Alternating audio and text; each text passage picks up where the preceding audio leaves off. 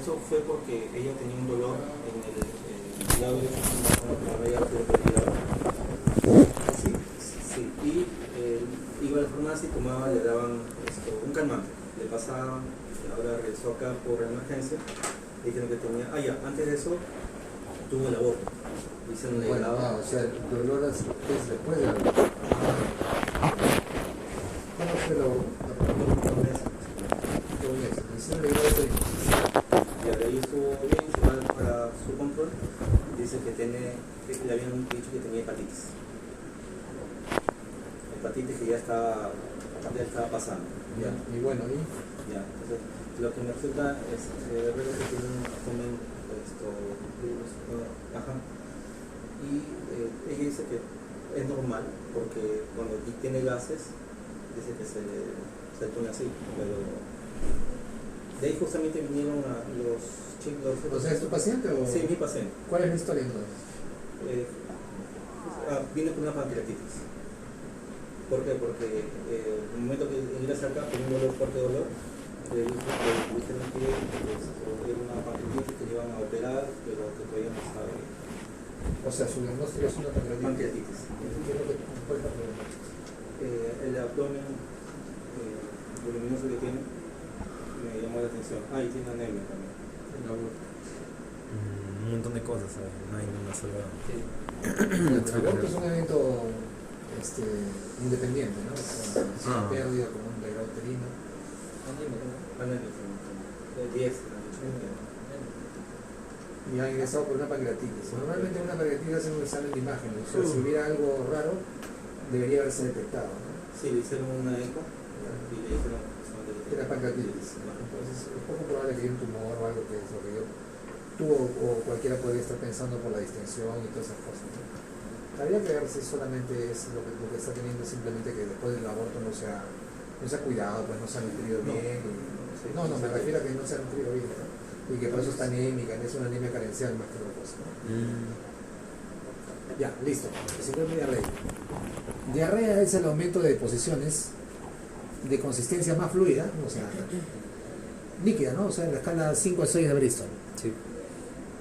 Más de 3, ¿no? Eso esa es la convención. Más de 3 deposiciones fluidas o de consistencia más fluida, escala 5 a 6 de Bristol, es definido como diarrea. O cuando vemos en cantidad, más de 200 gramos de heces por día. O sea que normalmente nosotros hacemos deposiciones menos de 200 gramos por día. Yo no sé, nunca lo he medido, pero no sé, me parece que uno sí puede empezar más, pero bueno, en fin. Entonces, esa es la definición, ¿no? Síndrome diarreico es cuando hay diarrea más algún otro síntoma que se considera que es del aparato gastrointestinal, ¿no? Náuseas, vómitos, dolor abdominal o fiebre, ¿no? O sea, esto es síndrome diarreico. Diarrea más cualquiera de estos o todos estos. Desde el punto de vista de la evolución, es aguda la diarrea cuando dura menos de 2 semanas y crónica cuando dura más de 4 semanas. Estas son definiciones ya consensuadas, con las cuales se trabaja en todos los textos y con eso vamos a trabajar. Supongo que es lo mismo que le han dicho en la clase teórica, ¿no? ¿Sí? Sí. Claro. Primero es importante hacer la disquisición si la diarrea es aguda o es crónica, ¿no? Esa es la primera disquisición que debemos hacer con la historia clínica del paciente, porque dependiendo el tiempo de presentación de la diarrea, van a ser las diversas patologías que producen la diarrea. Y entonces, en las diarreas agudas hay hasta 4 mecanismos fisiopatológicos descritos por enterotoxinas, como el cólera, que sería probablemente pues, el ejemplo más clásico, ¿no? Diarrea en lavado de arroz, agua completamente blanca. ¿Alguna vez has visto un paciente con cólera? No. ¿No? Bueno, yo sí vi, yo estaba en la pandemia, bueno, Epidemia de los 90. Una epidemia de cólera, ¿no? Fue una pandemia en realidad, pero es que lo que pasa es que no tiene mucho que ver con contagios. No tiene mucho que ver con una pandemia viral, porque más bien tiene que ver con las condiciones, ¿no? Con las cuales se encuentra la bacteria, que es el Vibrio cholerae, ¿no? Entonces, en las condiciones de salubridad que se encuentra, si son condiciones favorables para que se disemine, como en el Perú en los 90, bueno, pues se prende, ¿no? Y entonces esa vez tuvimos pues el brote de cólera en el Perú, en el gobierno de Fujimori, y pues la gente venía deshidratada, pero terriblemente, o sea, era como un caño, ¿no? Así. Sí. Como lavado de arroz, ¿no? Como exactamente es como lavado de arroz. Tal cual. Su diarrea. Su diarrea. Es Lavado como de lavado de arroz. arroz. Nada de Blanco. 1, 2, 3, 4, 5, 6 de Bristol, nada. Blanco completamente. Esa es la característica típica de la diarrea del cólera, ¿no? Acolia y diarrea. Sí, bueno, que no es de cólera, pues eso es agua lavado de arroz. Así de simple. Y tú veías el paciente, o sea, era un caño, así, Sí. ¿no? Horrible la deshidratación. Entonces ahí pues se tuvo que hacer esquemas agresivos de hidratación porque la gente se moría deshidratada. Agua con una cucharada de azúcar, creo, y una cucharadita de sal. Bueno, ese es por vía oral, pero cuando ya no toleraban la vía oral, Pucha. era terrible. Otros microorganismos que producen toxinas, E. coli enterotoxigénica, Clostridium perfringens, Bacillus cereus. Neurotoxinas son aquellas que atacan el sistema nervioso central y que, bueno, por ende, producen también alteraciones, algunas alteraciones del sistema nervioso. A la cabeza el estafilococo aureus, que produce una diarrea brutal, ¿no? O sea, diarrea, náusea, vómitos, síndrome generalizado y se puede llegar hasta convulsiones. Estos son tipos de diarreas secretoras, ¿verdad, doctor? No, estamos hablando de diarrea aguda. La diarrea aguda tiene 4 mecanismos: enterotoxinas, neurotoxinas, citotoxinas, enteroadherencia. ¿Ok? Secretoras cuando estamos hablando de diarrea crónica. ¿Ya? No se confundan. Citotoxinas, salmonella, shigella, campylobacter, clostridium difficile. Cada vez vemos menos estos, ¿no? Porque son usualmente relacionados con la transmisión oral fecal. Sí. Tienen que ver con condiciones de salubridad que afortunadamente ya no son tan graves, al menos en Lima, ¿no? O sea, es lo que vemos aquí en Lima, ¿no? Pero en provincias siguen siendo bastante prevalentes. Enteroadherencia, Cryptosporidium, E. coli enteroadherente, Yardia lamblia, ¿no? Se pega en una lapa en el intestino, produce diarrea aguda y diarrea crónica. ¿Ya? Este doctor Bacillus cereus es cuando dejan también mucho tiempo el arroz o sea, Al aire. cocinan, claro. Ah, sí. Se depositan las esporas en el arroz, por eso todo debe estar tapado, o Así si no en es. la refrigeradora. Entonces, miren, acá mayormente están gérmenes y algunos parásitos, pero también hay virus que producen diarreas agudas, ¿no? ¿Cuáles son? ¿Sabes? No es exactamente un Virus buen que ejemplo. produzcan diarrea. ¿No saben cuáles son los virus que producen diarrea? Déjame pensar.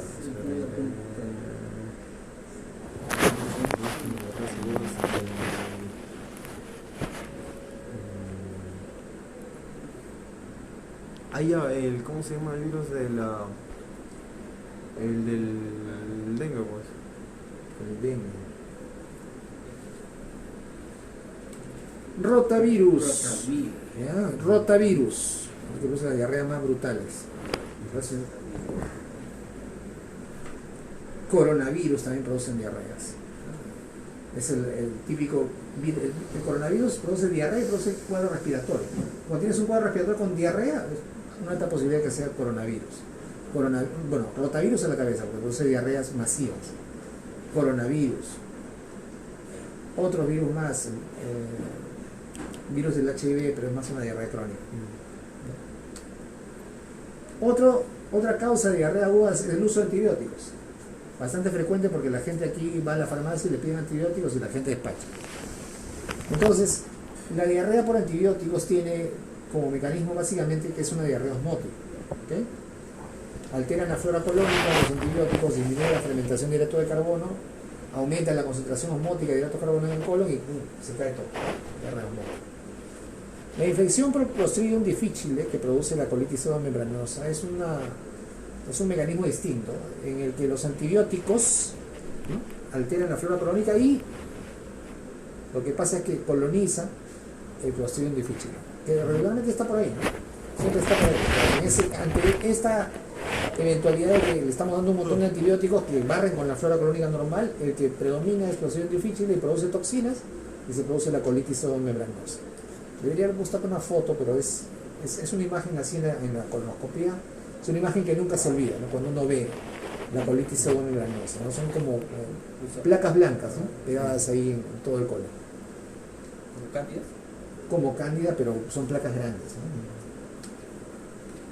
En cambio, en la diarrea crónica están ahí todos los mecanismos de los cuales hace un momento había hablado nuestro amigo gastroenterólogo. Inflamatorias, malabsortivas, secretorias, osmóticas y con alteración de la motilidad. ¿Okay? Entonces, miren, hay un montón de patologías que producen diarrea, ¿no? La diarrea en general es un signo y un síndrome relativamente frecuente. Y entonces, cuando nosotros enfrentamos la diarrea crónica, básicamente estamos hablando de un montón de causas que producen diarrea crónica de ese tipo orgánica. ¿Ok? O sea, la que tiene una causa conocida. Pero puede ser que yo le haga todos los estudios y no le encuentro la causa. Sería funcional. Aquello que no tiene causa se llama funcional. Aquello que tiene causa conocida, orgánico o secundario. ¿Secundario a qué? A estas enfermedades. ¿Okay? Es igual que la hipertensión. La hipertensión que no tiene causa se llama hipertensión primaria. No se llama funcional, se llama primaria. La que tiene causa conocida se llama hipertensión secundaria. Por ejemplo, yo les he dicho, ¿no? Cómo se habla de hipertensión hacia el Ah, de hipertensión sería, por ejemplo, feocromocitoma, ¿qué más? ¿Ah? hipertiroidismo. Hipertiroidismo. Síndrome de apnea obstructiva del sueño. ¿Cuál? Apnea obstructiva del Ya, sueño. apnea obstructiva del sueño, ¿qué más? Feocromocitoma obstructivo del sueño.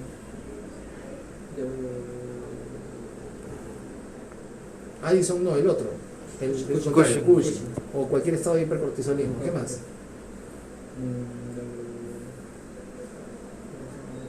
En los jóvenes, ¿cuál es la primera causa de hipertensión secundaria? En los jóvenes, Yo les he dicho.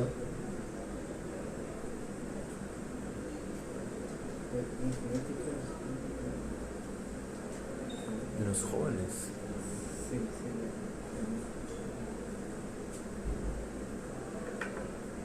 Hipertensión renovascular. Además, coartación de aorta y otras cosas más. Ya, así cuando hay cosas que producen la enfermedad se llama secundaria.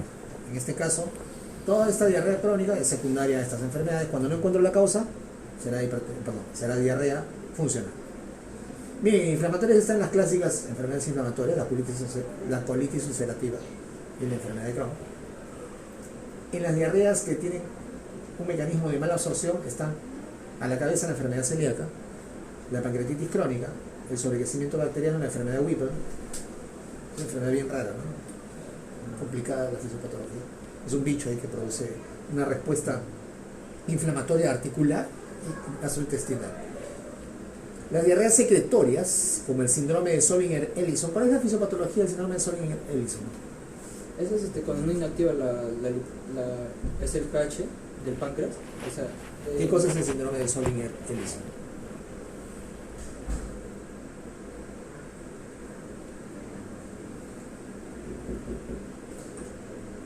Un gastroenterólogo. ¿Profesional se comunicó Silvana contigo? ¿Sobre qué? Es que me fui a pediatría, que quería una consulta. Aparentemente me dijo esta Soledad de que está con taquicardia. Ah, sí, algo me he escrito, pero todavía no le he contestado. Pero Ah, ya. no le escribo. Ya, listo, vale. Es así como-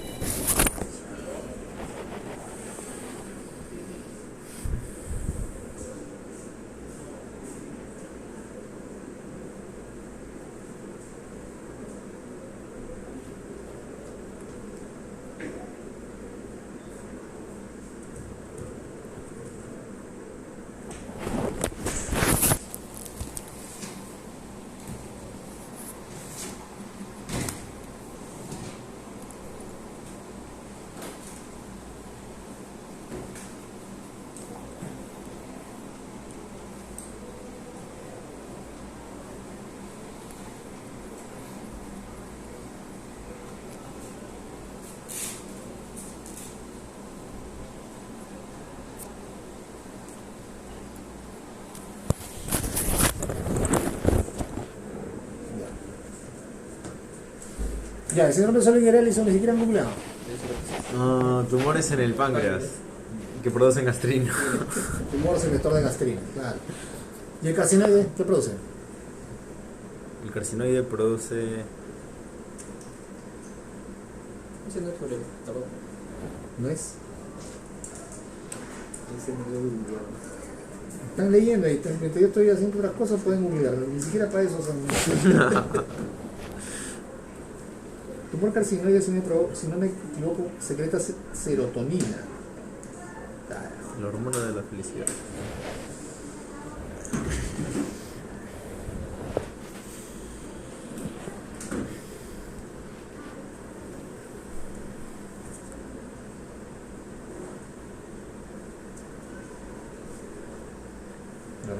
electricidad, sí, pues. Pero produce síntomas más o menos vasoactivos, ¿no?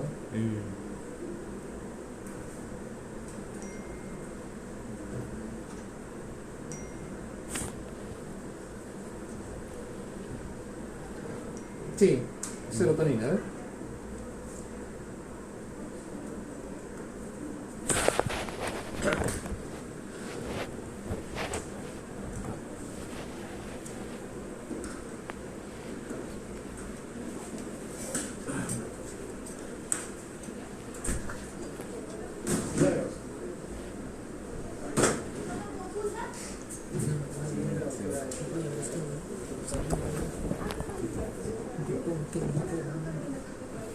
Escleroderma, ¿qué es esto?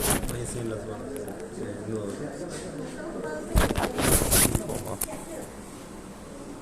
Tumor neuroendocrino, secreto intestinal.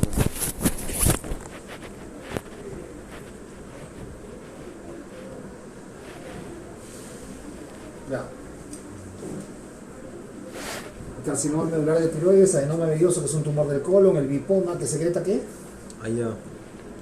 Secreta Es el VIP. Neuroendocrino. Es un tumor neuroendocrino. Ahora sí, han tenido tiempo de mirar todo al menos. ¿Ya? Las diarreas osmóticas, como ustedes entenderán, son diarreas que arrastran, ¿no? por presión osmótica, laxantes, básicamente. El consumo de algún tipo de azúcares tipo manitol o sorbitol, que son bien pesadas y no son carbohidratos bien grandes, producen diarrea osmótica. Y alteraciones de la motilidad están enfermedades sistémicas, básicamente. Diabetes mellitus, intestino irritable, hipertiroidismo, esclerodermia o esclerosis sistémica progresiva, que es una enfermedad más seria. Entonces, mira, hay una cantidad tremenda de diarreas, de enfermedades que producen diarrea crónica, ¿no? Solo si no encuentro alguna de ellas como la causa de la diarrea, entonces yo voy a pensar que es una diarrea de tipo funcional. Y ese es el enfoque diagnóstico, básicamente. El primero, en cuanto a la diarrea aguda, la historia clínica y la investigación epidemiológica, que tiene que ver con la comida que ha consumido el paciente, a qué hora fue que consumió. El tiempo de inicio de la diarrea aguda es muy importante, ¿no? Porque acuérdense que los síntomas no van a durar más de 2 semanas. Entonces, ya estamos más de 2 semanas y dice, oye, no es una diarrea aguda, ya está yendo a la cronicidad. Entonces, el tiempo de inicio de la diarrea, el consumo asociado de algún tipo de medicamentos o alimentos, son los que van a darnos la clave para pensar si la diarrea es infecciosa o no infecciosa. Aguda, ¿no? O sea, si es no infecciosa, por ejemplo, si es una diarrea por antibióticos, ¿qué tengo que hacer? Suspender los antibióticos. Claro. Suspender los antibióticos, así de simple. En la diarrea aguda, que no es infecciosa, ¿cuál es otra causa? En la que no es infecciosa. Sería el bajo consumo de fibra. El bajo consumo de fibra te da diarrea. Esa es constipación. El alto consumo de fibra, entonces.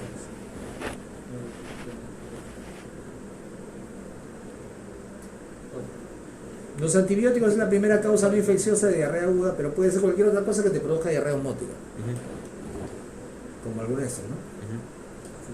Entonces tienes que preguntarle si está consumiendo laxantes, básicamente eso, ¿no? O está tomando algo que produzca diarrea, ¿no? Bueno, nadie se va a tomar pues esas cosas que se usan para limpiar el colon para hacer una colonoscopia, pero a veces la gente sí consume laxantes con frecuencia. Así, por sí solo se medica. Ya, entonces, siendo infecciosa, dependiendo de la causa, suspendo la causa probable de diarrea. Si es infecciosa, tengo que ver si tiene o no criterios de gravedad. Estos son los criterios de gravedad. Edad mayor de 70 años, deshidratación, obviamente, ¿no?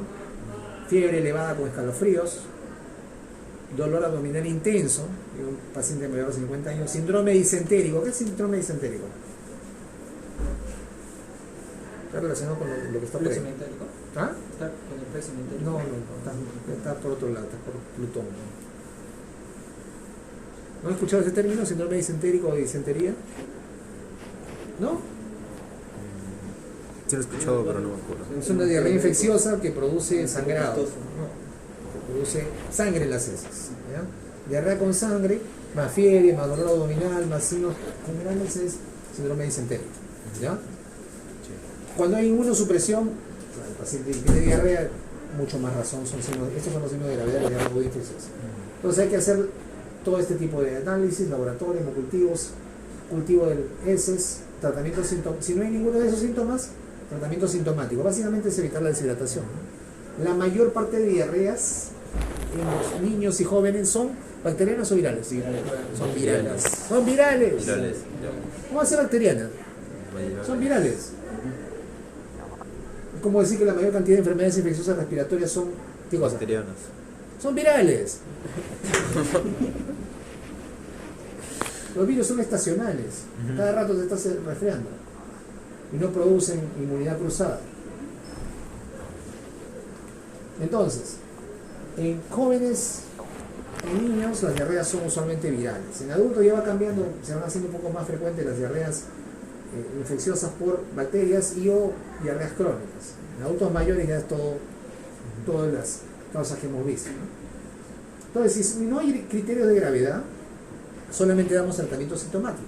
Pero si hay criterios de gravedad, tenemos que ir a buscar la causa de la diarrea. Ya no pensamos que es por defecto una enfermedad viral, sino que tenemos que ir a buscar causas infecciosas bacterianas.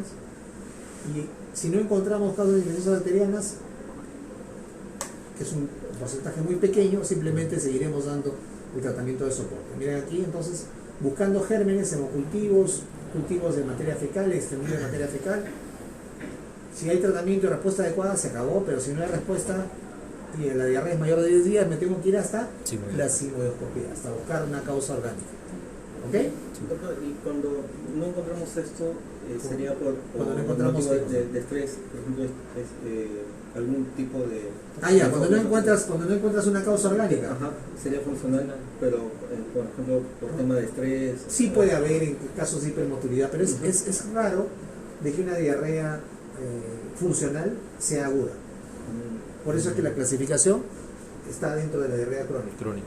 O sea, el árbol, el algoritmo de diagnóstico de la diarrea funcional está en la diarrea crónica. ¿Se dan cuenta? Sí. ¿Ya? O sea, ¿por qué? Porque la diarrea aguda, ¿cuánto tiempo dura? Menos de 3 semanas. 2 semanas, menos de 2 semanas. ¿Ya? Entonces, un paciente que te viene con una diarrea por estrés, por trastorno neurológico, etcétera, dura más de 2 semanas, un mes, 2 meses. Por eso es que la diarrea funcional está en la diarrea crónica. ¿Okay?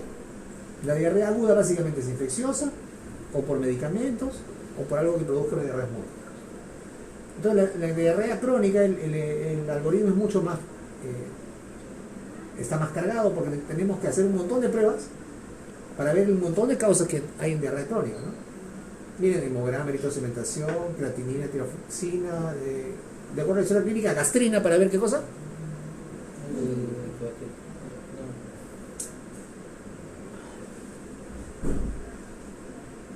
Ustedes están bien graves. Hace rato vamos a hablar del tumor de gastrina. ¿Cuál es? Soligerelis. Péptido intestinal vasoactivo, por si es un bipoma. Histamina, si es un... Histamina sí sería por acción de algún fármaco. Carcinoide. Ya, ok. Examen parasitológico, investigación cualitativa de grasa en materia fecal. Y ahora vamos a ver por qué, ¿no? Porque básicamente la diarrea crónica, que es orgánica, está relacionada con la mala absorción. Entonces, una cosa es la diarrea y otra cosa es la mala absorción. Pero la diarrea crónica, dependiendo de la causa, está asociada a mala absorción. Colonoscopía con biopsia, hasta ahí llegamos, para buscar las causas. En el 75% de los casos, cuando hacemos uno o más de esos exámenes, encontramos la causa. Solo en un 25% de los casos no encontramos la causa. Entonces ahí buscamos otras cosas más raras. Antígeno para Yarder-Lambert, que usualmente se escapa del diagnóstico. Alcalinización, sodio, potasio, osmolaridad en materia fecal, enteroclisis, ileoscopía, análisis de aire expirado para sobrecrecimiento bacteriano, cosas más raras, ¿no? Ya si no llegamos al diagnóstico con eso, llegamos a diarrea idiopática. La diarrea funcional está aparte. ¿Okay?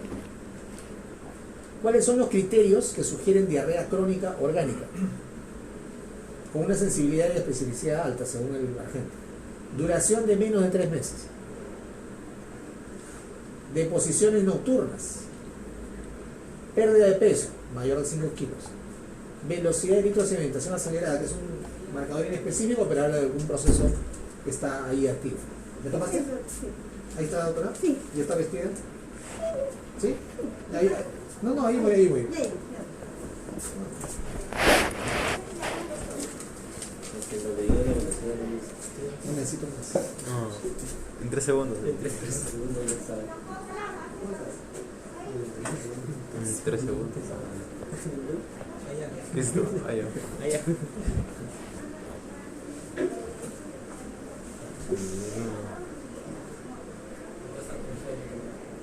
Sí. Sí. ¿Mm? Ya está con sueño. Hoy no, sí, me ha papeado.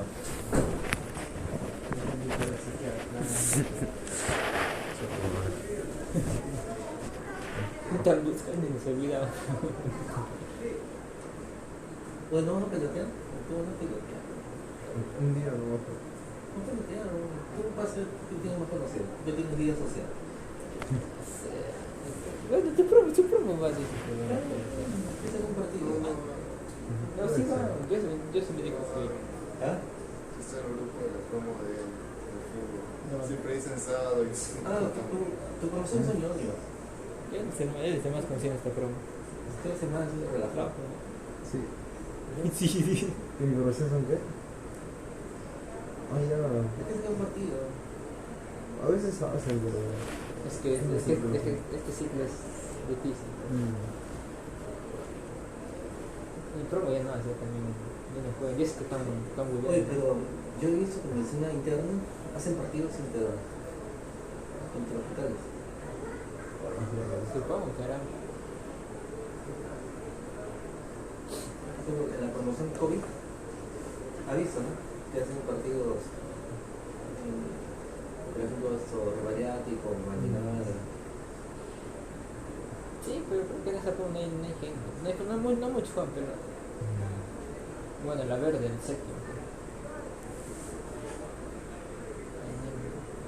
O que cheque las diapos. Que cheque las diapos que hay con esto.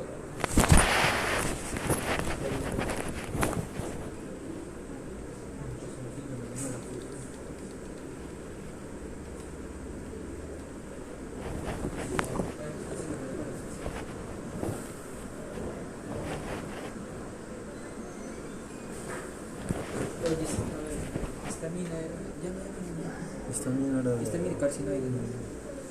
Peptidogastrina es del celulosa.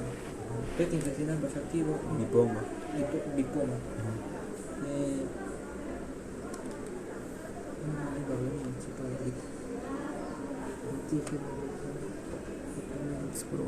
Asesino. Diarrea hepática. Entonces es orgánica, es cuando se hay entonces funciona así la cuando hemos visto, ¿no? Sí. Úlcera,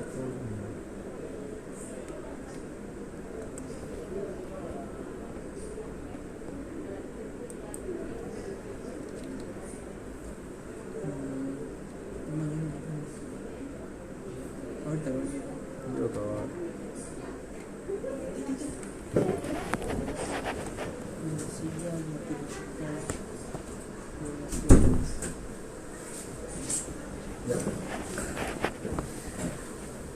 Ya entonces habíamos dicho que estas cosas que son como signos de alarma, ¿no?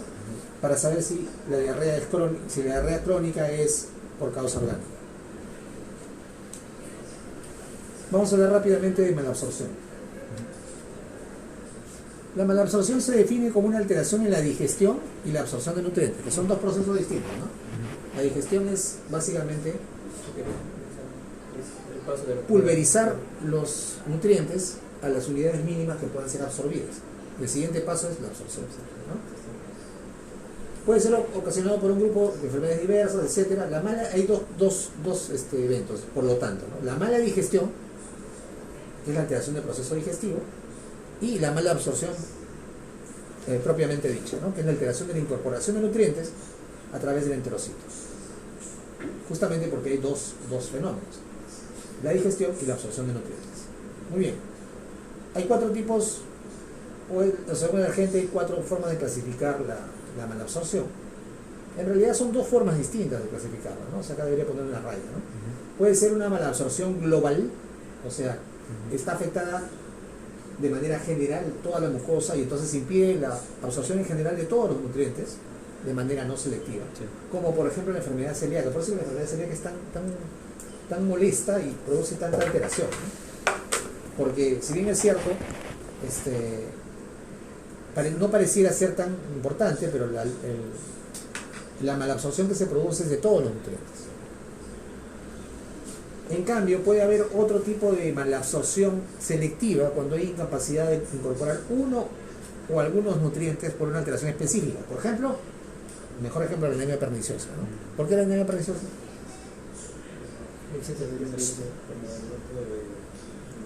Pero manganate, ¿qué cosa estamos haciendo? Pero manganate.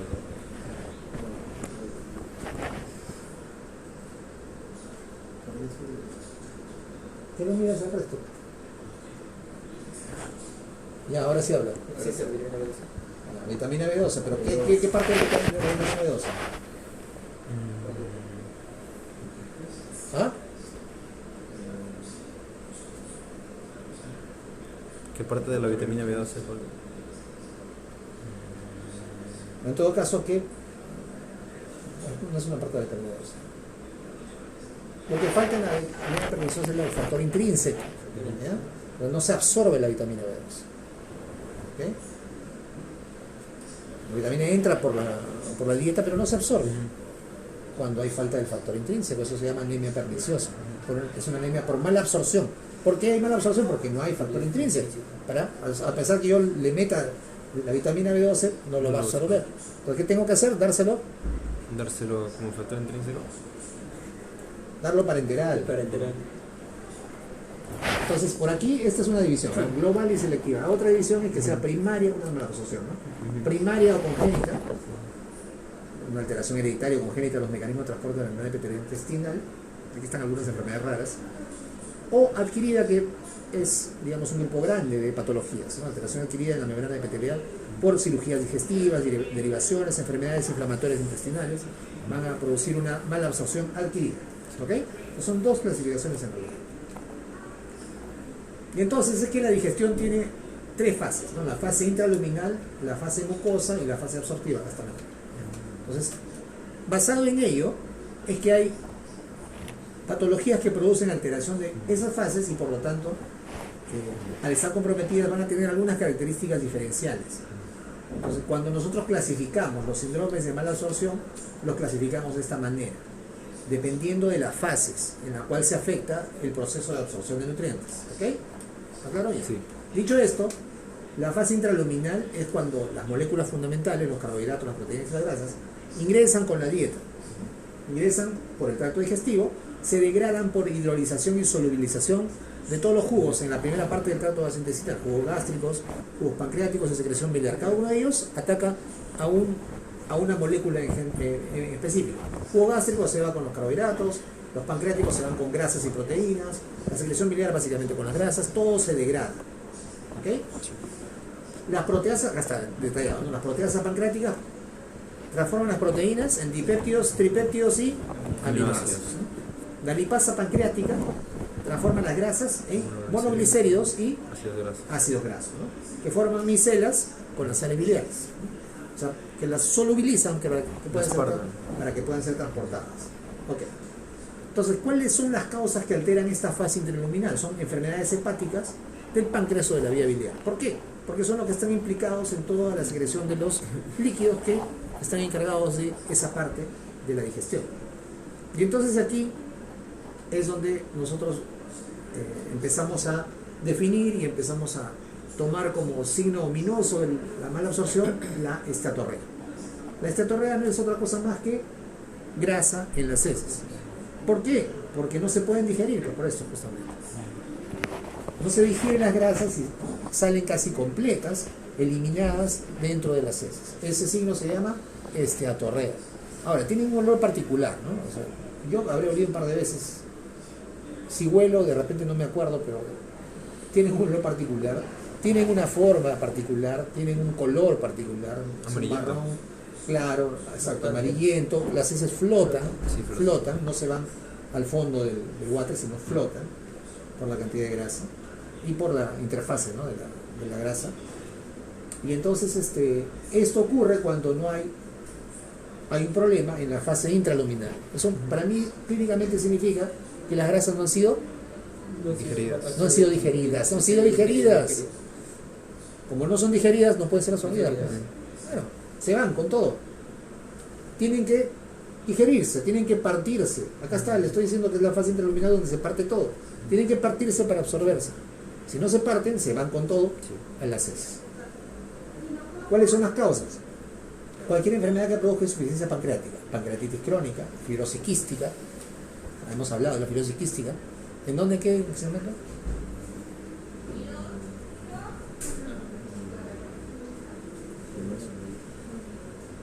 ¿En qué segmento?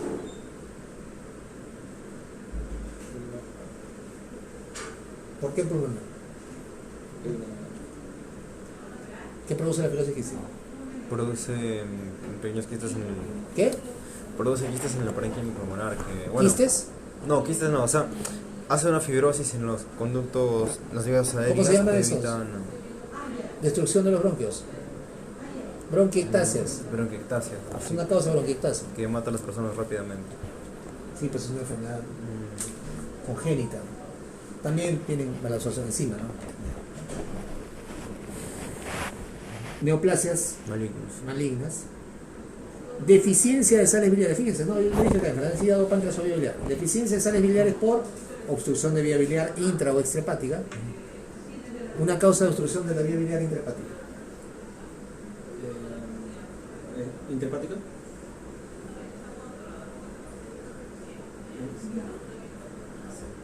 ¿Qué es la circulación? Bueno, hepatitis. No, ¿Cuál es? obstrucción de la vía biliar intrahepática. Una estenosis en el conducto. Ya, eso. ¿Y qué conducto? Sí. Sí. ¿Cuál es? Causa causa de obstrucción de la vía biliar intrahepática.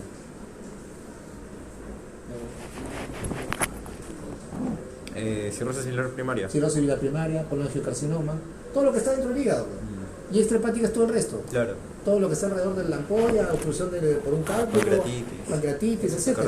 Carcinoma, cáncer de páncreas, etc. Otras enfermedades que producen también alteraciones en la fase intraluminal, alteraciones que afectan el hilo terminal, donde se absorben las sales biliares. Sobrecrecimiento bacteriano y persecución ácida de ciertos medicamentos producen también déficit o ausencia de sales biliares, colesteramina básicamente. ¿Ok? Es una fase intraluminal, la fase en la cual los alimentos se parten en partículas mucho más pequeñas. Todavía no se absorben, ¿no? Se están partiendo. La fase mucosa es, yo diría, la segunda parte en la cual terminan de partirse, ¿no? Ya las moléculas para poder recién ser absorbidas. Se produce a través de la superficie de la mucosa intacta del intestino delgado, tiene que estar intacta. Entonces, la integridad de la mucosa puede ser afectada en su estructura y funciones por varias enfermedades como la enfermedad celíaca, o está disminuida en su extensión como en grandes resecciones intestinales que producen síndrome de intestino corto, que básicamente produce mala absorción. Yo me vuelo 8 metros de intestino porque tengo necrosis, ya voy a tener un síndrome de intestino corto, va a haber mala absorción, el paciente siempre va a estar con mala absorción. ¿Y por qué? Porque en el borde mucoso de las células en cepillo existen enzimas de superficie que degradan los carbohidratos, dipéptidos y tripéptidos, o sea, carbohidratos y proteínas, terminan de hidrolizarse en el borde del cepillo de las células del intestino. Entonces, si tenemos una alteración en la integridad o en su función, esto va a producir mala absorción en la fase mucosa. Y esto está relacionado con trastornos congénitos, ¿no? Como la enfermedad celíaca. Enfermedades que se manifiestan en la niñez y algunas ya son adquiridas como resecciones intestinales. Los signos clínicos también son lo mismo: diarrea, esteatorrea, a lo que se suma distensión abdominal y flatulencia. Porque no se está completando la digestión, ¿no? La primera fase de digestión es arriba, ¿no? En el estómago, en el duodeno, y la segunda fase es en el intestino, antes de pasar a la tercera fase, que es la absorción. La absorción per se, ¿no? Que es el transporte de kilomicrones y lipoproteínas desde la mucosa hasta el sistema linfático. Es solamente esa parte, ¿no? Desde la mucosa al sistema linfático. Bueno, la obstrucción de esta fase condiciona la absorción con presencia igual de esteatorrea, pérdida significativa de proteínas. ¿Cuáles son ejemplos de enfermedades que alteran directamente la fase absortiva de la digestión? La enfermedad de Whipple, de la que hemos hablado, producida por una bacteria que produce alteración en las articulaciones y mala absorción. Linfangiectasia y los linfomas, ¿no? Que están localizados básicamente en el intestino delgado, en el ilion terminal. ¿Okay? Y acá está nuevamente lo mismo en una infografía para que ustedes recuerden que hay 3 fases de la digestión y la absorción, ¿no? La fase luminal, donde las secreciones gástricas, biliares y pancreáticas hidrolizan las moléculas fundamentales en moléculas más pequeñas, pero todavía no pueden ser absorbidas. En la fase mucosa se completa esa hidrólisis. Y entonces depende mucho de la integridad de la mucosa. Y finalmente, ya cuando se completa esa hidrólisis de las partículas fundamentales en el borde del cepillo, recién pueden ser absorbidas, ¿no? Los nutrientes, como kilomicrones y lipoproteínas, para recién pasar a la circulación sanguínea o linfática, ¿no? Esas son las fases de la digestión y la absorción, que cualquiera de ellas puede ser alterada y por lo tanto va a producir mala absorción. ¿Okay? Y aquí están causas nuevamente, ya les había dicho, de la fase intraluminal, de la fase mucosa, de la fase absortiva, otras causas que están probablemente relacionadas con varias fases, como la enfermedad de Crohn, infiltración amiloide, enfermedad arterial mesentérica, insuficiencia cardíaca, ponen ahí. Ahí básicamente lo que hay es hipoperfusión, ¿no? Y entonces se va a alterar todas las fases, ¿no? Por eso acá ponen otras, porque estas otras en realidad están implicadas en una o más fases de la digestión. Causas iatrogénicas, cualquier tipo de resección intestinal grande o gastrectomía. Así que cuando hacen, por ejemplo, una banda gástrica o hacen una disminución del tamaño gástrico, indirectamente estamos causando una mala absorción, pues justamente para que baje el peso, ¿no? Claro. El cuadro clínico de la diarrea, obvio, pérdida de peso con apetito conservado. El paciente tiene hambre, come normal, come, pero no está digiere. bajando el peso, que no absorbe. Y la distensión abdominal. La distensión abdominal es porque no se han digerido, pues, adecuadamente los carbohidratos, se llenan de gases. Y la esteatorrea, dime. No, o sea, no sería como signos de alarma, pérdida de peso, con apetito conservado y distensión abdominal. O sea, Son los signos del síndrome de mala absorción, ¿no? Para la esteatorrea se hace una prueba que se llama la prueba de von Kammer, que se le da una dieta especial por unos días, si no me equivoco son 3 días, son 100 gramos de grasa o algo así. Y luego se mide la cantidad de grasa en las heces. Si es mayor a 100 gramos por día, decimos que es positivo, ¿no? Es una prueba funcional, digamos que clínicamente uno puede mirar si, justo en el momento que el paciente defeca, si se ve en las heces con esteatorrea, pero esto es la prueba definitiva, ¿no? La prueba de von Kammer. La manifestación clínica más constante, por eso decía que, o sea, sí, pues es un signo de alarma, pero es lamentablemente la definición o el signo más constante, que es la pérdida de peso, con el apetito conservado. Y otra cosa más es que la distensión es sin dolor. O sea, el paciente está hinchado, pero no le duele, ¿no? Eso tiene, es más, un gran valor predictivo negativo. Es decir, que si le duele, ya debo ir descartando un síndrome de mala absorción. ¿Ok? O sea, ¿cuál es el cuadro clínico? Diarrea, esteatorrea, pérdida de peso con apetito conservado y distensión abdominal sin dolor. Ese es el cuadro clínico típico. Uno o más de estos son los que tienen paciente que tiene mala absorción.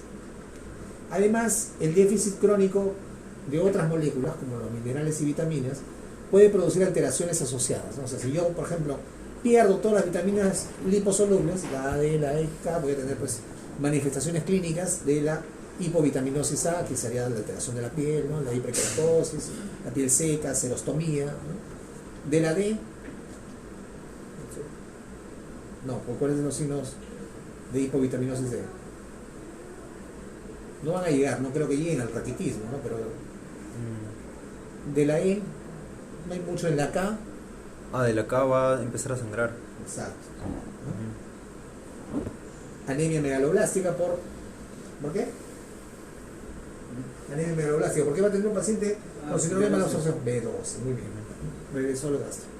Hipocalcemia, hipoalbuminemia, ¿no? O sea, no solamente vamos a ver signos de pérdida de sustancias o nutrientes fundamentales, sino además de todos los oligoelementos. Edema puede tener.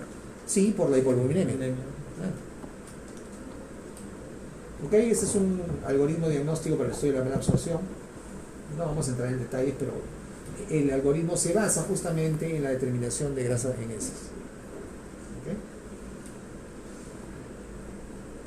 En algunos casos es útil la biopsia del intestino delgado para cuadros de mala absorción, básicamente en síndrome de inmunodeficiencia adquirida, en A beta lipoproteína y enfermedad de Whipple. Ahí la biopsia nos da el diagnóstico.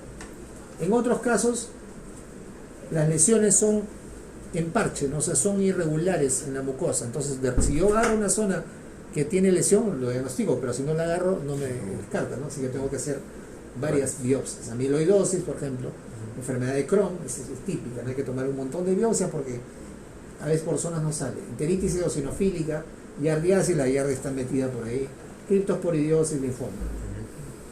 La biopsia puede ser anormal, pero no nos diagnostica en proliferación bacteriana excesiva, carencia de vitamina B12, en el sprue celíaco, que es el sprue no tropical. Y vamos a tener biopsia normal en cualquier enfermedad funcional, obvio.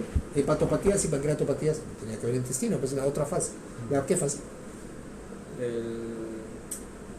Luminal, muy bien. De champa. Deficiencia primaria de sacaridasa, o sea, una deficiencia de una enzima, tener la depresión normal, ¿no? O colitis ulcerativa, ¿no? ¿Ok? Muy bien, creo que eso era todo. Así es. Así algo rápido pero consistente. ¿Alguna pregunta? Doctor, malas absorciones es por la mala absorción, o sea, de los ligamentos. ¿También podría estar, o sea, relacionado con la constipación? ¿O es diferente? A ver, ¿Es específico de la diarrea? ¿cómo no entendí? O sea, la mala absorción de nutrientes también podría ser como una causa del paciente estreñido, ¿o no? Es diferente. La fisiopatología de seguimiento es distinta, ¿no? O sea, Sí. la malabsorción tiene que ver justamente porque hay un problema en alguna de las fases de la digestión afectada. Finalmente, la manifestación clínica de eso es diarrea. O sea, no es compatible la malabsorción con la constipación.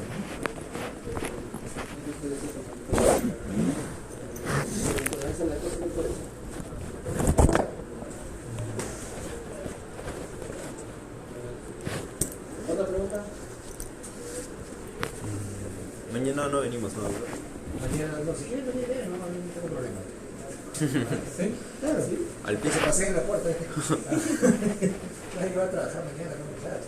¿Ah, va a trabajar igual? No, Ah, no, no, no. yo trabajo. A los pacientes. Los pacientes no trabajan, pero sí están en su cama. Pero va a ser complicado el acceso, ¿no? Yo no voy a venir. Voy a estar durmiendo por Halloween. Descansen, muchachos, aprovechen. El jueves vamos a hablar, el jueves sí vamos a terminar de hablar, nos falta solamente el vídeo, la parte de páncreas y hígado, unas cosas que ya hemos visto, pero ya solamente es un punto de repasar. Y en este segmento hemos pasado prácticamente todo. Listo. Listo, Robert. Alístense a la Halloween.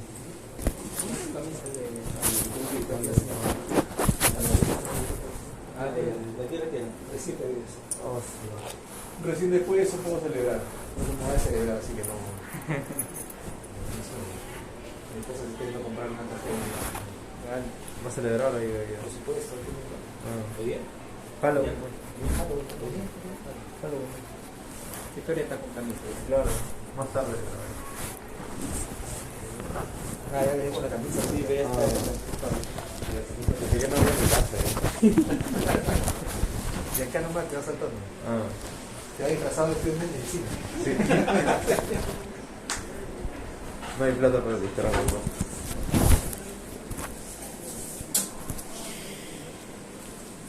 Tenía un pata, me acuerdo, cuando hacíamos fiesta de Halloween en el colegio, que tenía un overol. Todos los años iban con el mismo overol. Un año era gafitero, el otro año era de la estación de grifo, el otro año era construcción civil. Con el mismo overol todos los años. Un año de mecánico.